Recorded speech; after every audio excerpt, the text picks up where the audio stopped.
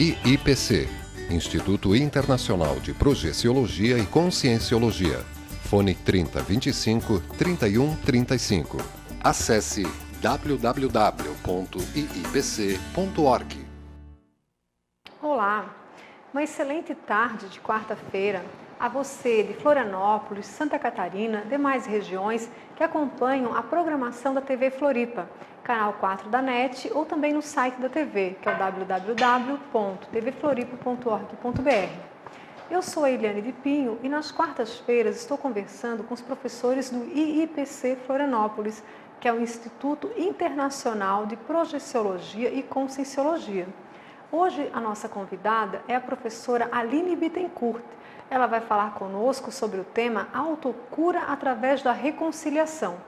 A professora Aline, ela é arquiteta, faz as suas atividades mais voltadas para a sustentabilidade e no IIPC ela é voluntária, ela é professora e tem vindo aqui na TV conversar com a gente sobre vários temas, né, Aline? Seja muito bem-vinda. Obrigada, Eliane. Muito bom conversar com você. Eu que agradeço. Aline, a Aline vai conversar então com a gente sobre o tema autocura através da reconciliação. Inclusive tem um livro, né, com o mesmo nome, da professora Malu Balona, também da Conscienciologia. E você que nos assiste, né, como é que anda o seu nível de reconciliação íntima, seja com você, seja com os demais? Há situações na sua vida que carecem, que necessitam de reconciliações, de retratações? Pois bem, vamos conversar então com a professora Aline. Aline, na Conscienciologia, como é que se entende essa temática da reconciliação? E também é importante a gente compreender o porquê que existe essa necessidade de reconciliação, né? Porque a própria palavra já diz, né, que houve então alguma situação que precisa ser modificada, né? Uhum. Eu acho assim a escolha do tema excelente, né? Porque, como tu comentas, é um tema que está na vida de todos nós, né? Todos nós temos aquelas relações, às vezes mais difíceis, aqueles problemas, né? Então vamos entender essa palavra, né? Reconciliação. Então seria o restabelecimento das relações entre duas ou mais pessoas que estão em discórdia, que estão em desavença. Se hoje o processo evolutivo indica a necessidade de uma reconciliação, é porque no passado havia uma conciliação, né? Mas que as posturas essas do passado já não servem para o momento atual. Daí as discórdias, as desavenças. Então há uma necessidade de renovação, de mudanças de posturas, de ideias e de pensamento. Então essa necessidade da retratação. E Aline, o que leva então as pessoas, aí eu me incluo, nós todos, né? Todos nós, né?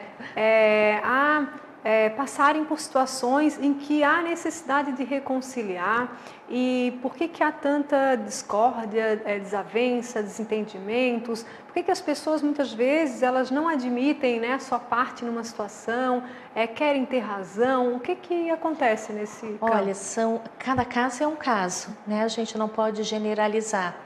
Mas se nós formos parar para analisar as situações com isenção, com lucidez, através do mental soma das ideias, vamos ver que na maioria das vezes é um problema de ego, né? Então a pessoa cobra do outro uma postura que vem atender às suas necessidades.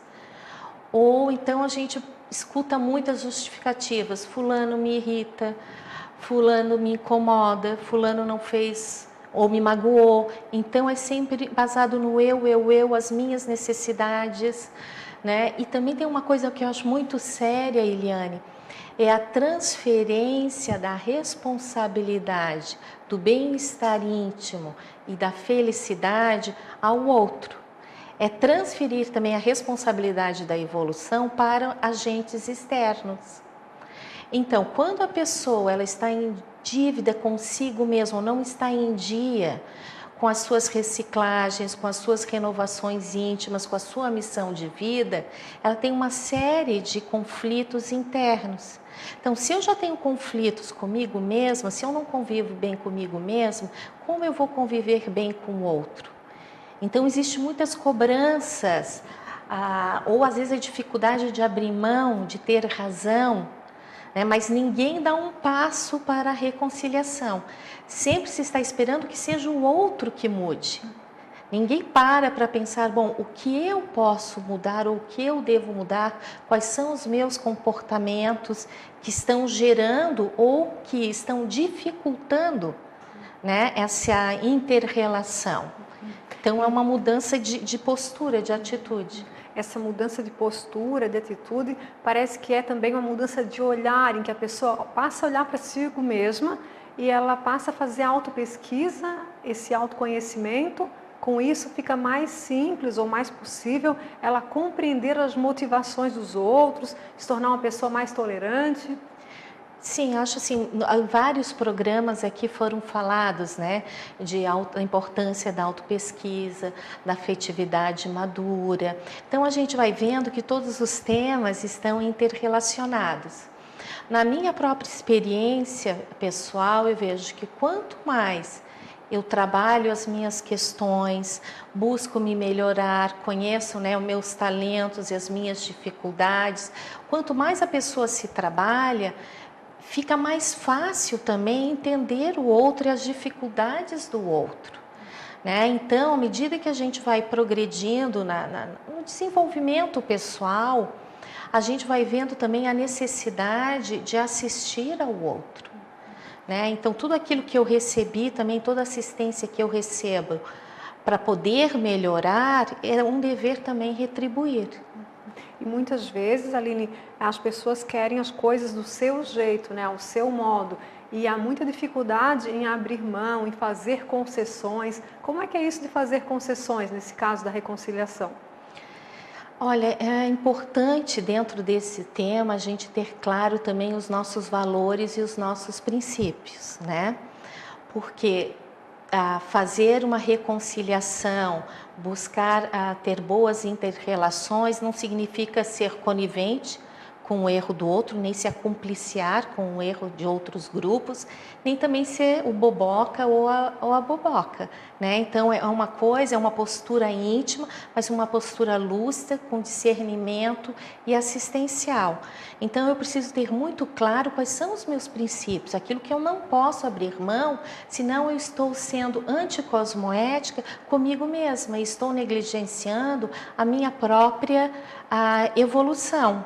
Então precisamos também conhecer aquele limite. Agora, viver em harmonia pacificamente com as outras consciências não significa estar de acordo com tudo. É saber respeitar as diferenças, saber respeitar o outro e o nível evolutivo do outro. Mas isso não significa que eu tenho que ser igual ao outro. Né? Não sei se isso fica claro a tua pergunta. Sim. Então você fala de respeitar ao outro a si, e eu faço essa pergunta até no sentido de que algumas abordagens mais religiosas vão estar entendendo isso como dar a outra face, né? Então a pessoa faz algo que te magoa e você aceita e dá a outra face. Na Conscienciologia é um pouco diferente essa compreensão, né? Não é se colocar na postura nem passiva. Ser pacífica é diferente de ser passiva. É bem importante compreender isso, né? Então eu preciso me posicionar, né, perante a própria cosmoética, que é essa ética do cosmo que vai além da ética humana, né, mas de uma forma pacífica, assertiva, assistencial, mas não significa também ser uma passiva e deixar que os outros façam o que bem entende. Não é isso, é simplesmente também começa pelo próprio autorrespeito, né? É te respeitar, né? Tá em dia com a tua missão de vida, com a tua programação existencial e saber se colocar, saber também se impor o respeito, né? Às vezes é energeticamente, mas sempre de forma assistencial, sempre buscando também esclarecer o outro, sem querer impor também as tuas ideias, porque às vezes o outro ainda não passou por determinadas experiências que lhe permitam compreender determinadas coisas da cosmoética, por exemplo, mas eu já compreendo. Então, né? Eu tenho mais responsabilidade na situação. Temos mais responsabilidade. Então, aqueles que estão escutando esse bate-papo nosso, se ele já compreende tudo isso, é uma responsabilidade.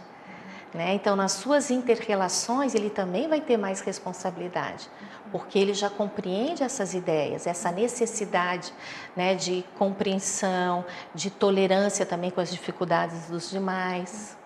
Então, estamos todos evoluindo. Quanto mais eu aprendo, mais eu sou responsável também por melhorar a qualidade de vida ao meu redor, Sim. perdoar mais. Sim. Então, não só a gente começa a melhorar as nossas inter-relações, como podemos também ser um agente facilitador das inter-relações dentro do nosso grupo familiar. Aline, e falando em grupo familiar, você falou antes sobre cosmoética. Então, na conscienciologia, né, que os professores têm trazido aqui, que existem outras vidas além dessa, né?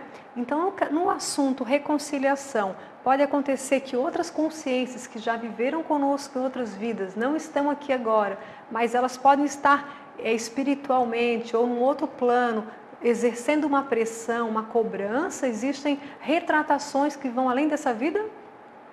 Sim, nós quando falamos da multidimensionalidade de vidas passadas, né, quando existe essa compreensão, nós vemos que às vezes os conflitos que temos nessa vida são gerados no passado, e posturas também que necessitam ser renovadas vêm já da antiguidade. Então, às vezes, a gente está perante uma situação e diz, mas o que eu fiz para essa pessoa? Os fatos de hoje não justificam, às vezes, a hostilidade da pessoa, por exemplo. Só que, claro, às vezes a gente não tem que esperar também ter a lucidez do que aconteceu no passado para começar a se retratar, né? Mas existe sim esses conflitos de vidas passadas, e um exemplo muito típico é a família. Normalmente na família estamos mais atados pela retratação do que em liberdade. Às vezes há um agente no grupo que tem mais liberdade, que vai ser esse agente facilitador também da inter-relação. E o mecanismo inteligente funciona muito bem, porque o amor, por exemplo, de pai para filho, de filho para pais é muito forte, que às vezes é a única maneira de retratar coisas muito pesadas do passado. E de superar esses elos, essas cadeias, né, que você até vinha falando antes. Sim, exatamente. Então, essas emoções mais negativas, elas atam, elas prendem as pessoas. Sim, nós temos milhares de elos e elos que vêm de milênios, né? Esses elos, que são vínculos energéticos, eles podem estar basados, digamos, num processo, uma afinidade evolutiva, né? Ou numa interprisão. Quando é um processo evolutivo, ele liberta a consciência.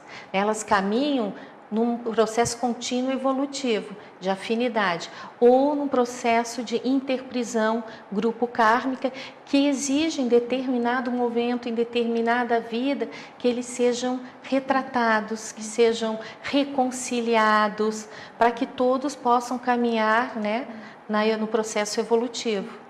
Então é importante que a pessoa passe a ter mais compreensão sobre tudo isso e possa liberar mais as suas relações, né? Gerar relações mais saudáveis mesmo no dia a dia. Sim, é importante a gente entender que essa vida é uma oportunidade de reconciliação. Então, aquelas pessoas que mais temos dificuldades seriam aquelas que deveríamos tentar compreender mais, investir mais tempo, mais energia nessa retratação, né? Porque se não for feito nessa vida, em algum momento nós teremos que voltar e teremos que conviver e não adianta empurrar para baixo do tapete. Em algum momento a gente vai ter que lidar com isso. Ok. Vamos ficar então com essa ótima reflexão da Aline.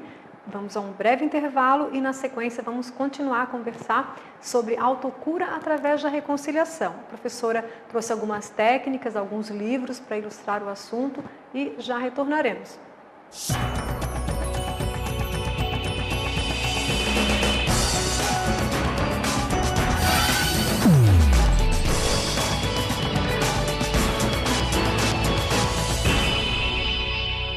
IIPC, Instituto Internacional de Projeciologia e Conscienciologia.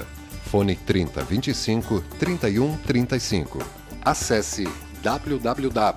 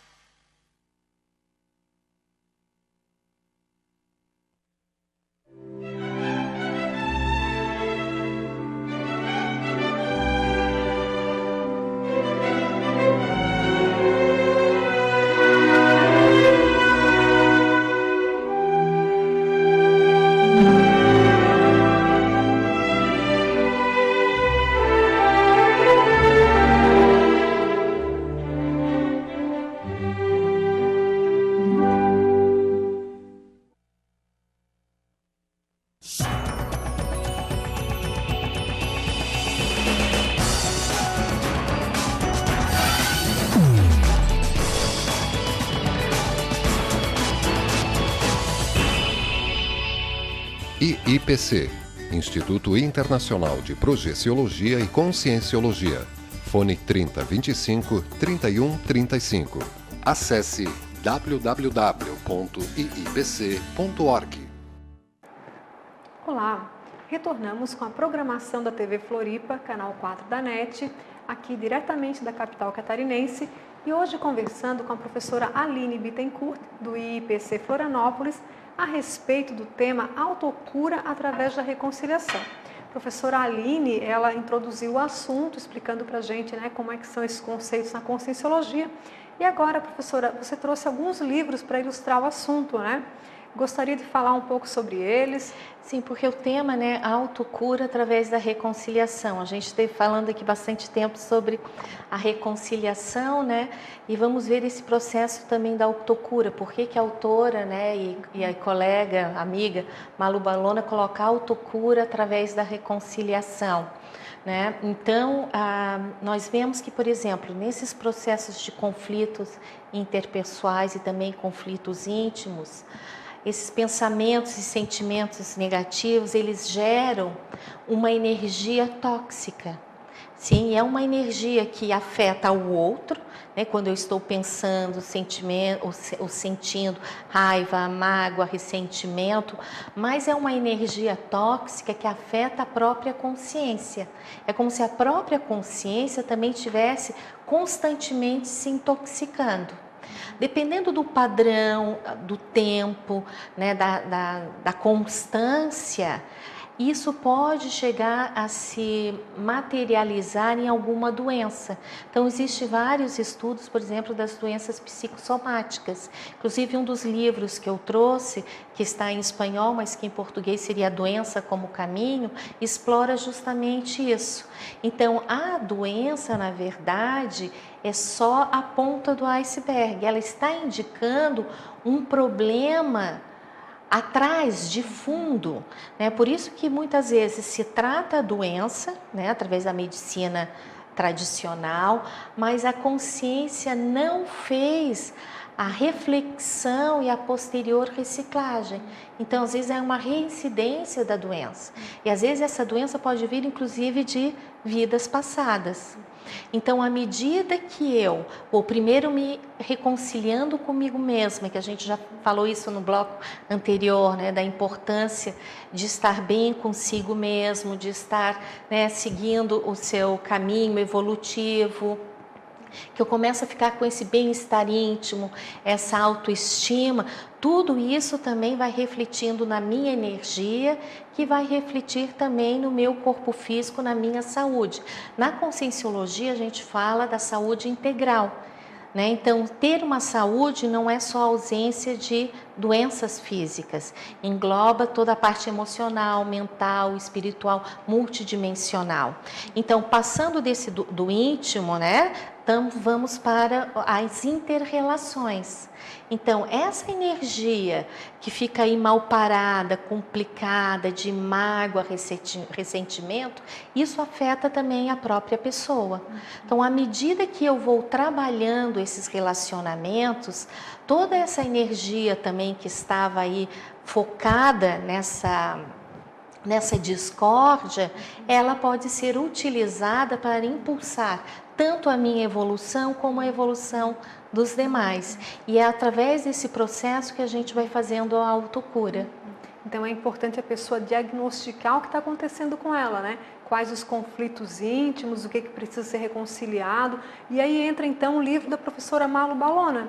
Sim, né? Exato. O livro da professora Malu é um livro muito completo, nos traz diversas técnicas, tanto de autopesquisa como de reconciliação, né? Então, ela trabalha as duas partes, porque tudo tem que começar pela autopesquisa, né? E depois também utilizar técnicas, porque a gente aqui vai conversando, então é tudo muito fácil. Não, são coisas complexas, às vezes, como falamos, são relacionamentos e problemas, discórdias de vidas, e às vezes exige há muita determinação, uma postura firme, muita lucidez, uma sustentabilidade energética para conseguir mudar limpar esses rastros negativos e mudar comportamentos. Então, eu gostaria de trazer assim 3 técnicas, né, que poderiam ajudar a todos nós, né, e que são técnicas que eu também aplico, né, busco aplicar no meu dia a dia. Ela coloca uma técnica que é a técnica da madrugada, que favorece a atuação do campo dos amparadores. Os amparadores são então aquelas consciências, né, mais evolucionadas que estão no extrafísico, não estão no corpo físico agora e que nos ajudam.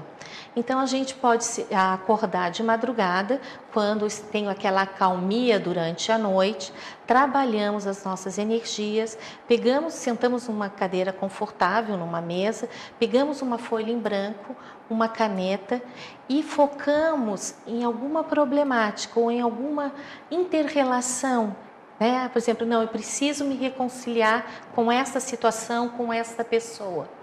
E dá uma passividade para que venham as inspirações dos amparadores sobre essa situação, sempre pensando que aconteça o melhor para todos. Então, essa é uma técnica.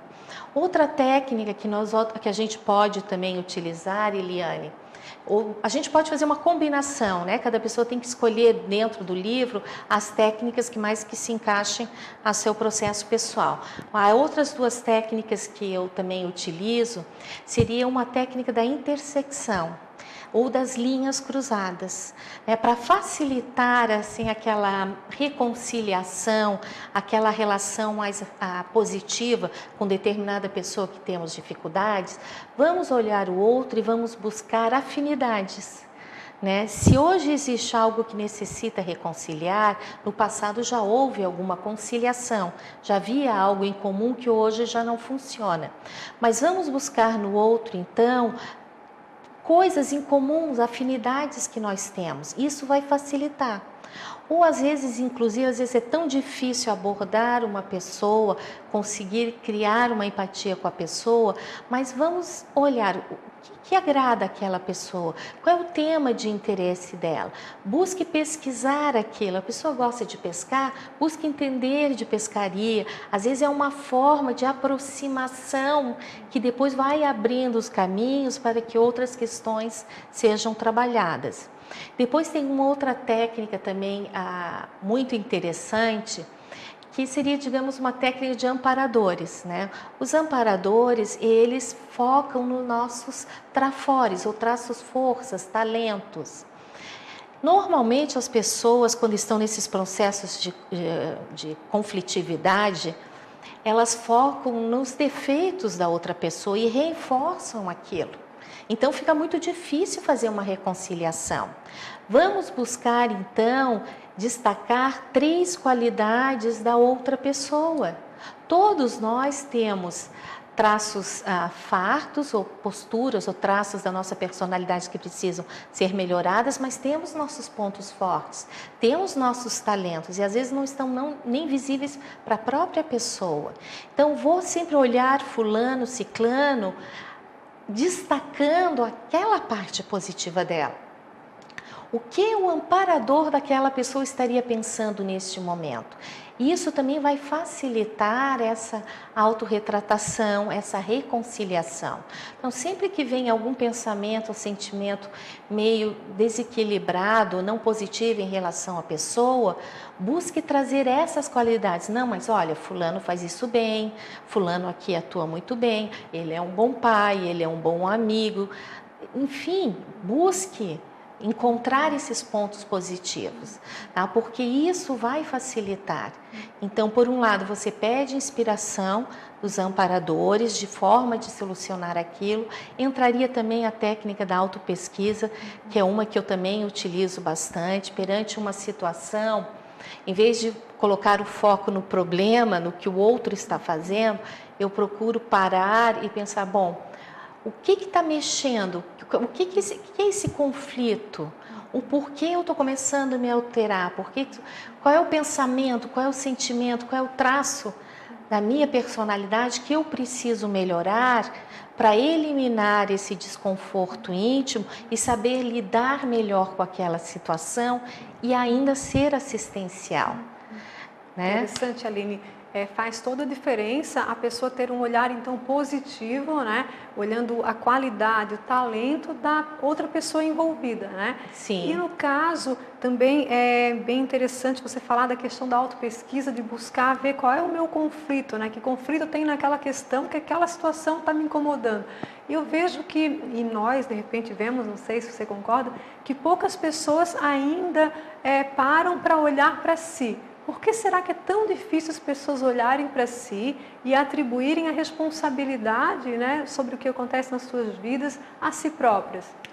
Olha, Eliane, eu me arriscaria até a dizer que a religião tem uma grande parte, digamos, de culpa nessa questão, no sentido que às vezes coloca aquilo de que temos que sofrer, que aceitar, né? Então é aquela de carregar a cruz, e que aquele passivismo, né? Então não existe uma atitude proativa de mudança pessoal, né? Aquela coisa de se conformar com determinada situação, ou às vezes até, vamos lá, me redimo, está tudo, né, perdoado, e não existe aquele trabalho, não generalizando, também não estamos aqui para generalizar, né? Cada caso é um caso, mas é mais fácil, às vezes, ficar nessa postura mais passiva, aguardando que alguma coisa mude, que alguém faça algo, já seja um Deus, um ser superior, do que assumir a própria responsabilidade. Porque a liberdade, ela tem seu preço também. Então, a partir do momento que eu começo a olhar para dentro de mim, eu vou ou sim assumir a responsabilidade, porque hoje eu sou exatamente o resultado das minhas próprias escolhas, né?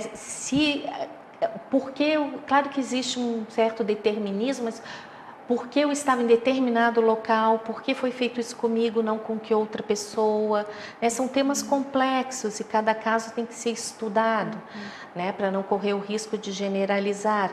Mas o mais importante que eu vejo é assumir essa responsabilidade. A pessoa que está numa atitude mais passiva, ela se mantém numa atitude de vítima, né? E isso ela tem aquele ganho secundário dentro daquela situação. E tendo esse entendimento, então ela sai da posição de vítima e ela pode participar ativamente de modo a realizar as retratações, reconciliações, né? E no sentido das retratações, Aline, muitas vezes a pessoa consegue se retratar com a pessoa fisicamente, porque ela está ali no seu dia a dia, ou um grupo de pessoas. Às vezes a pessoa não está mais nesse plano, aí como é que a gente faz? Olha, acho que foi interessante tocar nesse ponto, porque uma coisa que a gente vê, né, quando alguma pessoa, por exemplo, descarta o corpo físico, às vezes fica aquele drama, puxa, estava brigado com fulano, ciclano, aí a família fica com algum membro da família fica com autoculpa porque brigou, né, a pessoa passou pela morte biológica sem se reconciliar, coisas que tinham que ser ditas ou perdoadas e não foram. A experiência fora do corpo físico nos permite sair do corpo físico e fazer esta reconciliação. Só que tem que ser muito bem pensado e analisado qual é a nossa intenção e se a gente consegue bancar isso, né? Porque só vale a pena se for bem para as duas pessoas ou para as pessoas envolvidas. Mas existe essa possibilidade através da experiência fora do corpo físico. Mas às vezes não estamos falando de uma pessoa, por exemplo, estamos falando de grupos, de ideias. Vamos supor que em uma vida passada eu disse ou escrevi sobre determinadas ideias, né, e que isso prejudicaram, não eram corretas, ou tiveram consequências não positivas. Hoje eu tenho a possibilidade de me retratar escrevendo um novo livro com ideias mais libertárias, que trazem as pessoas à lucidez. Por exemplo, o princípio da descrença na conscienciologia é justamente isso, as tarefas de esclarecimento. O livro da professora Malo é um exemplo. E às vezes a gente gente vê que também tem pessoas que vão se retratar, mesmo às vezes sem ter lucidez, trabalhando para determinada causa. Então, por exemplo, sendo voluntárias em instituições que defendem crianças, idosos, enfim, há uma série, né, de possibilidades de reconciliação e retratação com o próprio passado. Aline, e a respeito de quem quer estudar mais esse assunto, ler os livros, fazer cursos, palestras, no IIPC tem palestra toda sexta, né? E pelo que eu vi, é sobre superdotação da consciência nessa semana. As pessoas estão convidadas, então? Sim, isso é interessante, superdotação da consciência, saber que todos nós somos consciências superdotadas, né? Todos nós podemos desenvolver potenciais. Então, sim, às vezes as pessoas também acham, fulano é isso, fulano é aquilo, mas se eu sei que tem alguma pessoa que consegue estar num patamar mais sereno, mais pacífico, vamos estudar o que fez ele para chegar lá, né? Qual foi o caminho que ele trilhou, quais são as técnicas, e para isso a Conscienciologia nos oferece uma série de técnicas, Eliane. Ok, obrigada, Aline, pela sua maravilhosa participação. Informações bem valiosas e fazem a gente refletir sobre o assunto. Muito obrigada. Eu que agradeço. Agradecemos a você, telespectador, internauta, que acompanha a nossa programação nas quartas-feiras, a equipe da TV Floripa. E lembrando que nessa sexta, 19h30, palestra no IIPC Florianópolis, Avenida Rio Branco, 354, no 8º andar, tema Superdotação da Consciência. Até lá e até a próxima quarta-feira.